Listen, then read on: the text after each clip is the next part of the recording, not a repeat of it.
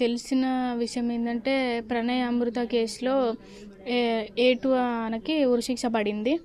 ఇంకా మిగతా వాళ్ళకి లైఫ్ టైం పడింది. అట్లాగే నా కేసులో కూడా ప్రభుత్వం ఫాస్ట్ ట్రాక్ కోర్ట్ ఏర్పాటు చేసి వాళ్ళకు కూడా ఇంత లేట్గా కాకుండా వాళ్ళ విషయంలో చేసినట్టు కాస్త తొందరగా చేసి వాళ్ళకు కూడా ఖచ్చితంగా ఉరిశిక్ష పడాలని చెప్పి నేను కోరుకుంటున్నా. ఎందుకంటే ఈ కుల దురంకార హత్యలు ఇంకెక్కువైపోతున్నాయి.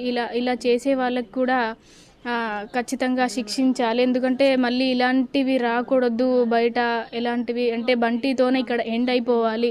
ఎలాంటి హత్యలైనా సరే మళ్ళీ ఏ అమ్మాయికి ఇంత అన్యాయం జరగకూడదు. ఎందుకంటే ఇంత అన్యాయం జరిగింది నాకు.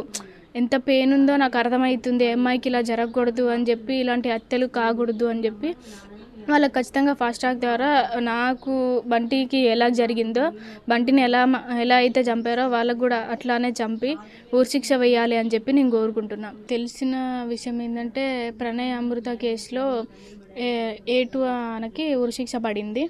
ఇంకా మిగతా వాళ్ళకి లైఫ్ టైం పడింది. అట్లాగే నా కేసులో కూడా ప్రభుత్వం ఫాస్ట్ ట్రాక్ కోర్ట్ ఏర్పాటు చేసి వాళ్ళకు కూడా ఇంత లేట్గా కాకుండా వాళ్ళ విషయంలో చేసినట్టు కాస్త తొందరగా చేసి వాళ్ళకు కూడా ఖచ్చితంగా ఉరిశిక్ష పడాలని చెప్పి నేను కోరుకుంటున్నా. ఎందుకంటే ఈ కుల దురంకార హత్యలు ఇంకెక్కువైపోతున్నాయి. ఇలా చేసే వాళ్ళకి కూడా ఖచ్చితంగా శిక్షించాలి. ఎందుకంటే మళ్ళీ ఇలాంటివి రాకూడదు. బయట ఎలాంటివి అంటే బంటితోనే ఇక్కడ ఎండ్ అయిపోవాలి.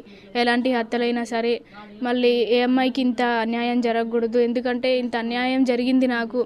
ఎంత పెయిన్ ఉందో నాకు అర్థమవుతుంది. ఏ అమ్మాయికి ఇలా జరగకూడదు అని చెప్పి, ఇలాంటి హత్యలు కాకూడదు అని చెప్పి వాళ్ళకి ఖచ్చితంగా ఫాస్ట్ ట్రాక్ ద్వారా నాకు బంటికి ఎలా జరిగిందో, బంటిని ఎలా అయితే చంపారో వాళ్ళకు కూడా అట్లానే చంపి ఉరిశిక్ష వేయాలి అని చెప్పి నేను కోరుకుంటున్నాను.